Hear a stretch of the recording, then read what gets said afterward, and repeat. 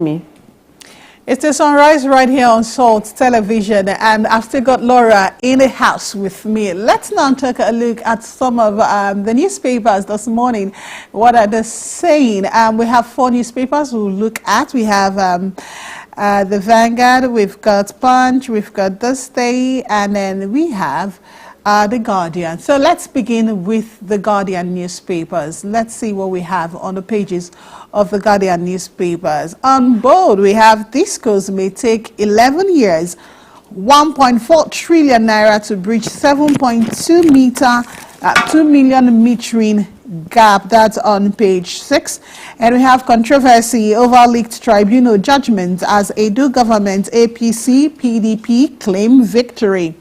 Okoda declared deplorable state of Nigerian universities. Niger exists multinational joint task force. FG to withdraw idle oil blocks, charge IOCs to drill or drop. Cannot justify Sanusi's reinstatement as monarch pays Salah homage.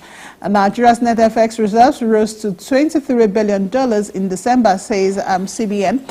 I am so very interested in discos may take 11 years, 1.4 trillion to breach 7.2 million metering gap, because this is an issue that, you know, it has really been so much for Nigerians. I personally, I am on prepaid and on postpaid, right? Estimated billing, and it's crazy. And then the people who are on prepaid, those of them who use meters, are also complaining. And now from the what's NEC, that is Nigerian Electricity Regulatory Commission, from the paper that they released, it's saying that in the past 4 years, on average, the discos have been able to provide meters in a range of 600 and just below 700,000 meters to Nigerians. And currently, as it stands, there are, if they continue going at that pace, it will take approximately 11 years, that's 10 years and 10 months, to meter the current 7.2 million Nigerians who are not metered. And then if you begin to take a look at all the loans that have been taken to ensure that Nigerians are metered, quite recently $500 billion was actually released so that Nigerians will be metered. And all of them, we do not know what happened. I don't know if Laura uses a prepaid or she has anything to say, because when I read our story, I said, okay, so if we have 7.2 million Nigerians who are not yet metered, and it will take approximately 11 years to meter them, what would happen to the new people who would be needing meter as time comes on? Because by the end of this year, we would have more people move into different homes, have a need for meter, and the number increases, and the ones who already have homes do not have meter. I don't know.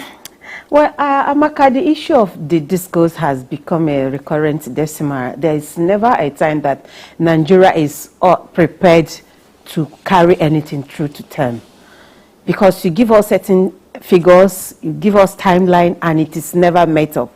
Now you are talking about you have already you are having $500 billion.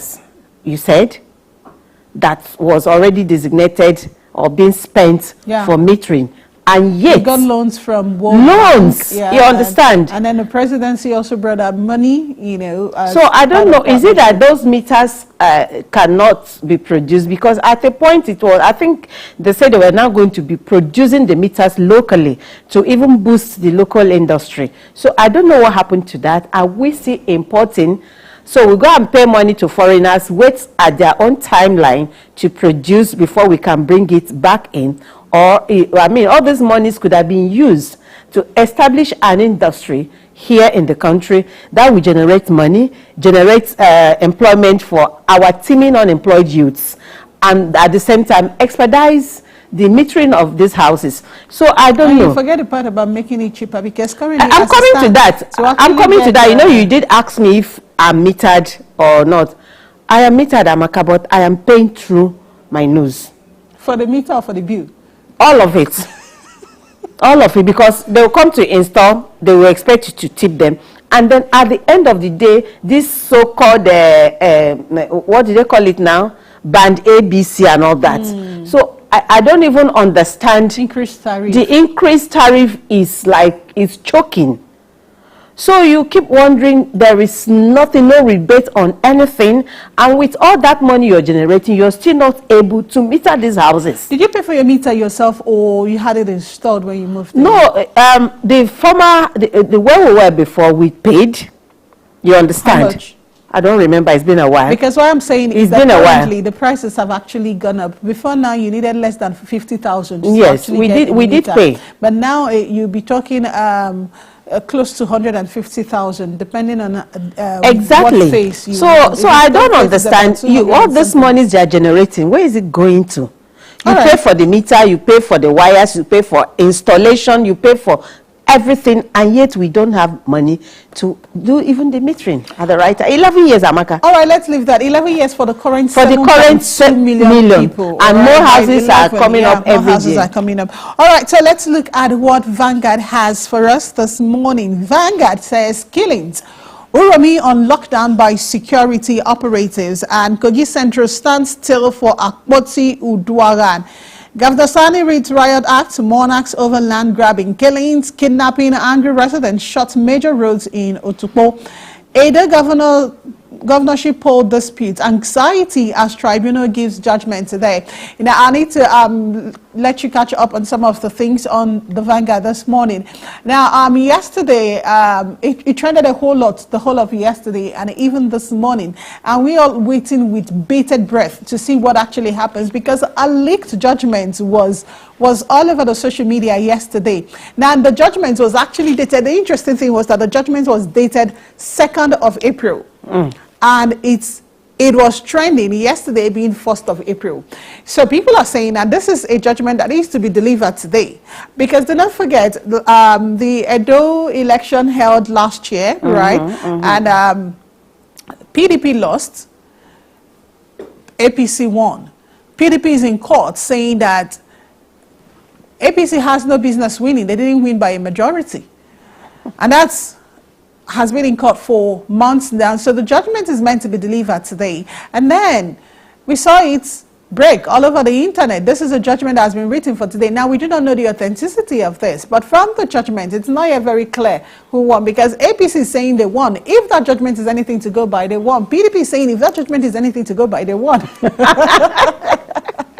After now, we do not know exactly what is happening, all right? So we are waiting with bated breath to see what actually happens.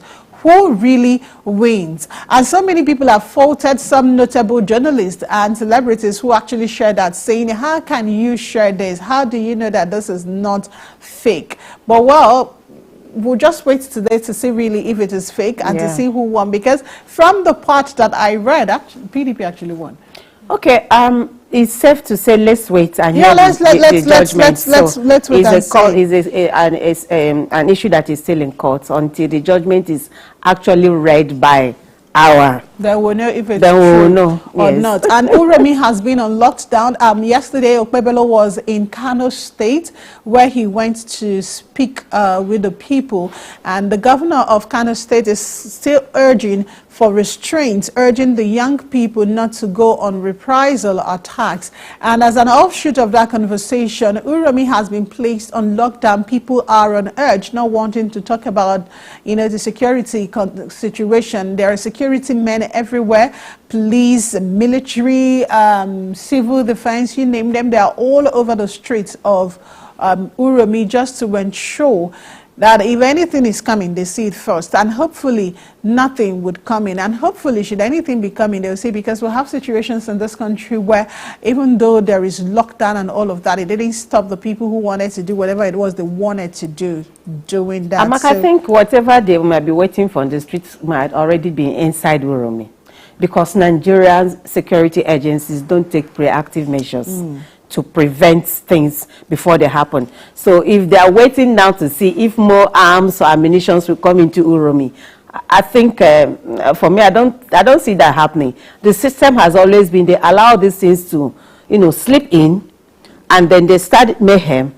before they start reacting. We are not proactive, we are reactive. That's the problem. All right, so we'll leave that there and head on now to the Punch. I wanted to take the Natasha story from the Vanguard, but I'd rather take it from the Punch. The Punch says, recall, Akpabio Ododo tackled Natasha over assassination claim.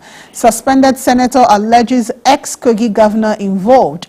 Kogi government Senate president dismiss claim. Now, every other thing there, I would not want to talk about, except I would have handled economy better than Tinubu, Obi said. And let me hear your thoughts. You already know the Natasha story. Now, the thing is, Senator Natasha decided to go home to her people yesterday in Kogi State and celebrate Salah with them, according to her.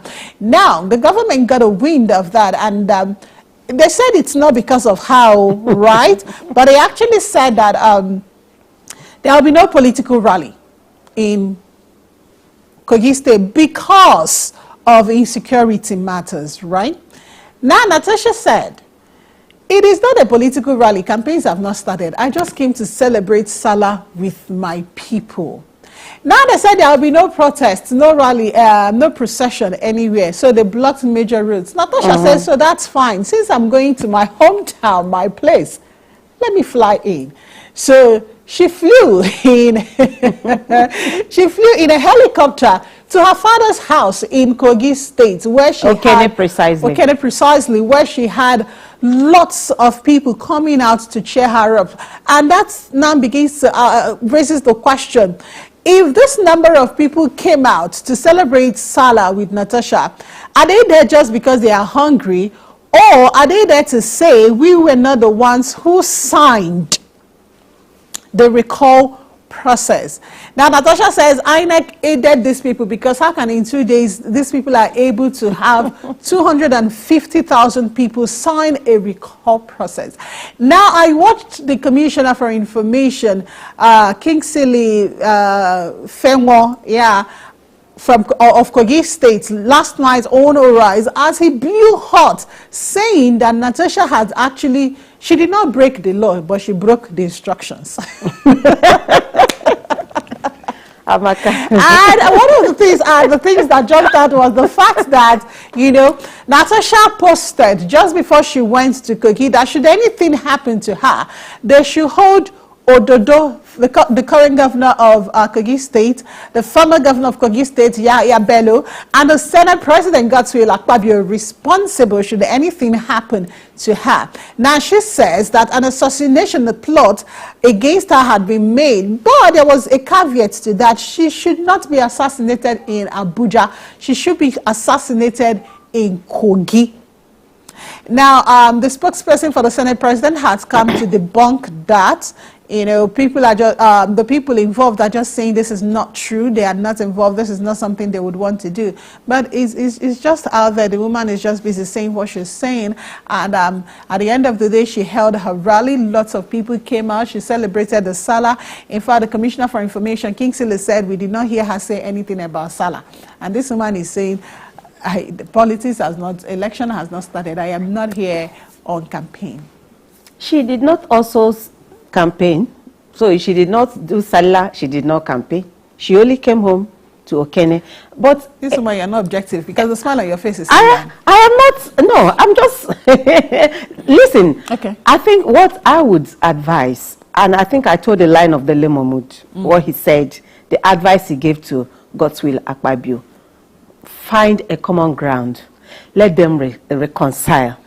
Because the way this thing is going, it's growing tentacles everywhere. It's like an octopus. We'll come back to that when we get all over the place. We'll come back to that when we take that from the streets of the social media. But Obi says he would have handled the economy better than Tinubu. Citing Bangladesh, he said he would have turned, I mean, if Bangladesh could produce over 60 million tons, metric tons of rice, according to Obi, with the vast land that Nigeria has, Obi says he would have turned the country into a rice production hub. Obi said he would have invested all the loans that we were taking into healthcare, critical infrastructure. He did said he would have tackled corruption head on. But there was one thing he agreed with Tinubu on. He says he would have devalued the Naira. That's a good thing. Tinubu floated the Naira, that's fine. But he would have done it in an organized manner. Well, one thing I give it to Obi is that he's always very objective, and when you get it, he acknowledges that yes, this line, because you record that he also supported the removal of subsidy, but with palliative, there would have been a cushioning effect, and it would have been a gradual process, not the way it was just caught by Tinubu's government. And I also want to agree with him in the area of turning Nigeria into a rice hub. I mean, we have everything it takes. And you recall that Obi has always been a production man. He's always talked about production, production, production. You have to go into manufacturing, not just consumption. Because by the time you continue to consume what you're not producing, what you're just doing is that you're just carrying your wealth to the nations that are producing what you are buying.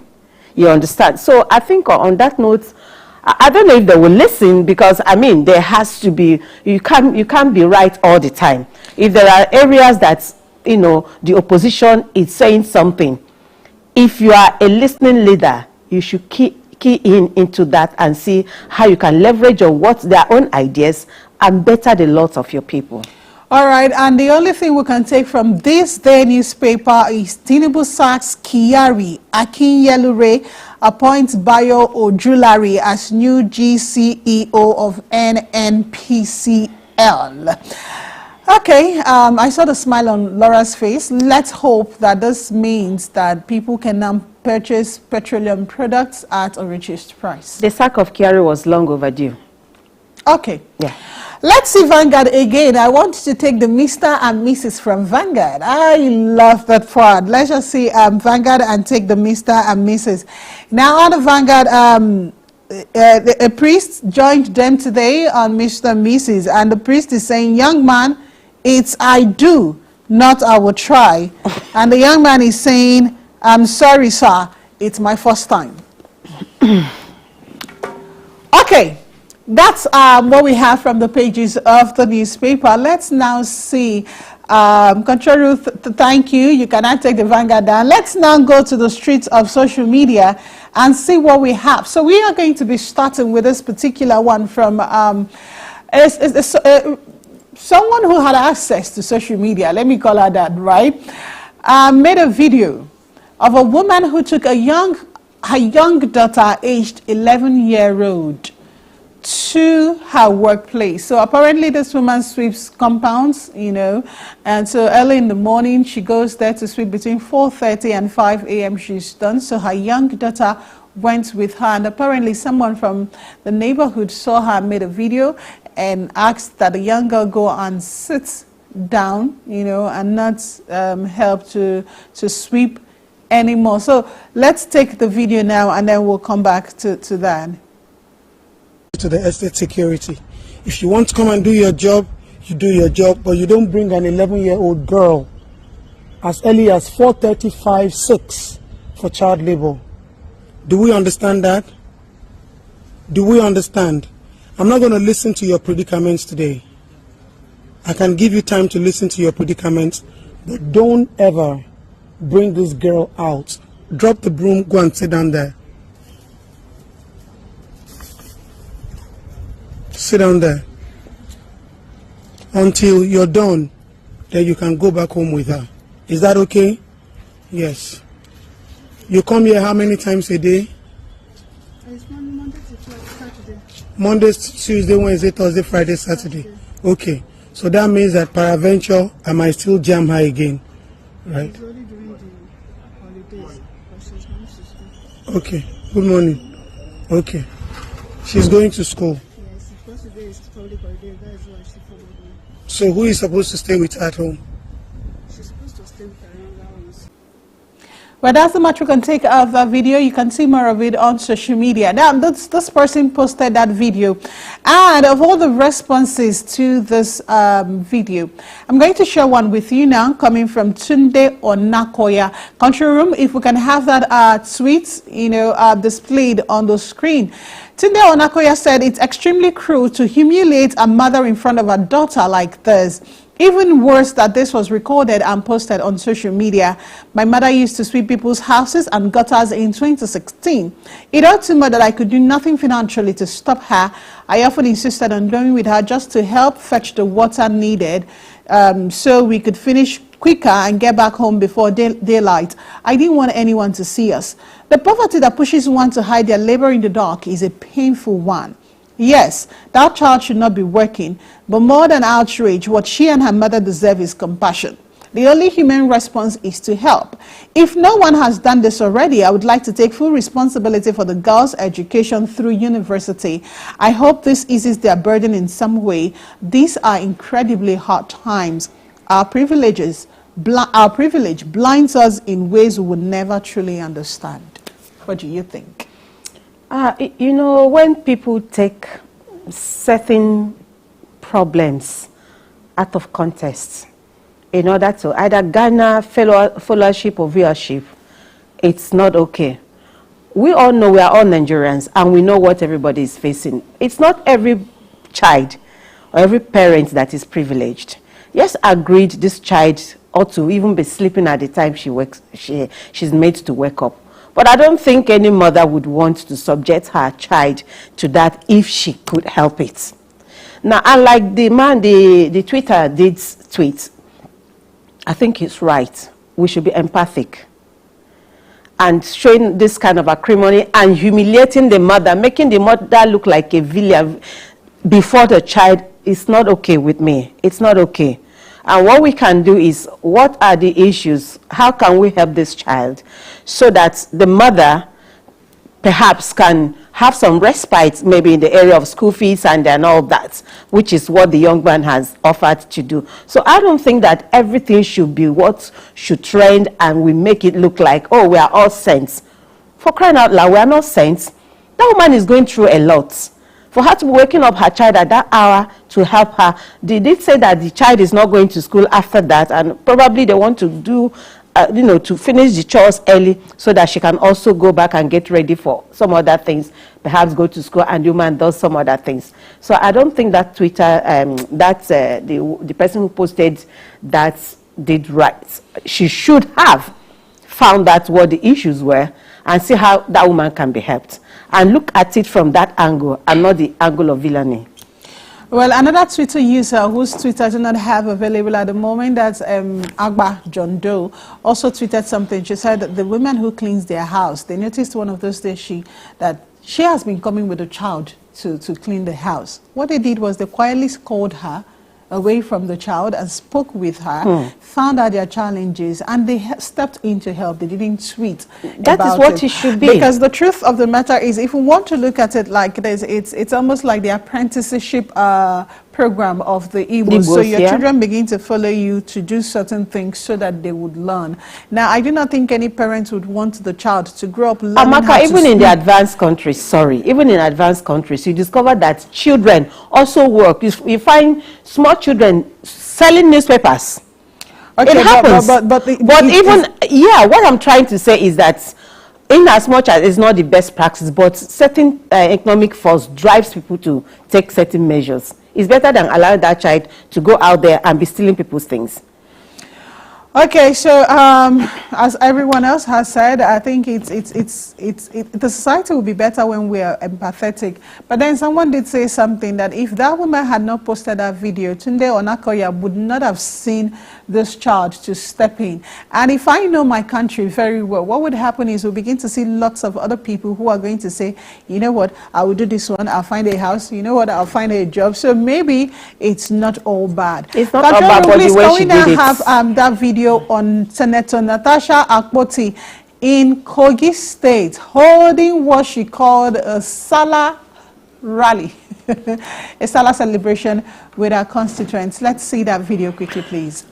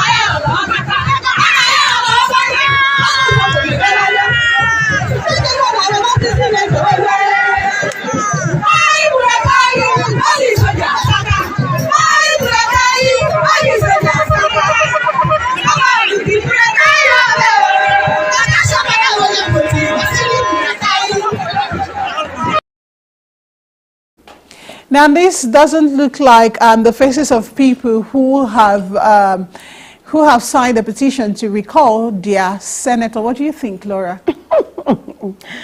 I think Nigeria is a theater of the absurd. Because this is the same country that just last week or thereabouts, INEC says the petitioners have not met the requirement for a recall. Yeah, that was last week. Yes, and then they come out 2 days later and say, okay, now they have met the conditions. So my question is, where did they, so the 250,000 signatories was waiting somewhere. I thought the whole idea would have been, as you're writing your name, your signature is under it. And then suddenly the signatures are manufactured, just appear, and no, they it's okay. They didn't have an issue with the signatures. What they had issues with was there were names. The names and everything. So how were they able within 2 days? What they had was they had names, they had signatures. What they didn't have were phone numbers, addresses, and email addresses. So how were they able to, under 2 days, attach those names to everything? That's a story for another day. But on the issue of the rally that just happened, the Salah homage that they came to pay to their daughter, it just goes to show that the people of Kogi Central are solidly behind Natasha. You can't take it away. It doesn't matter how you try to hide it. The pictures are saying it. The visuals we are saying is saying that those people want Natasha as their representative. So I think that all the shenanigans that is going on, they should put pay to it so that we can face a most serious issue. We have other things that is bothering Nigerians, and let's not use, I'm beginning to see this as a distraction from the National Assembly so that we don't face what we should be facing right now. There's so many economic issues, so many security matters that we should be facing as a nation and finding a way to tackle it, and not this play of words and power between two gladiators, and the grass is suffering. So I think it's about time they should find a permanent rest to this so that we can move on.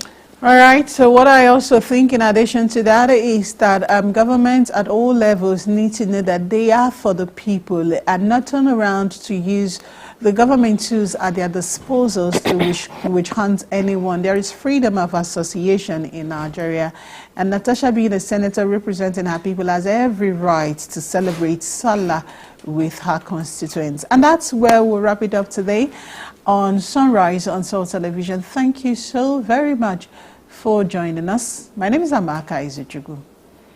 It's a pleasure to have had this time out with you. We do hope you enjoyed all the things we brought to you. Let's do it again on Friday. My name is Laura Amanze. Do enjoy the rest of your day.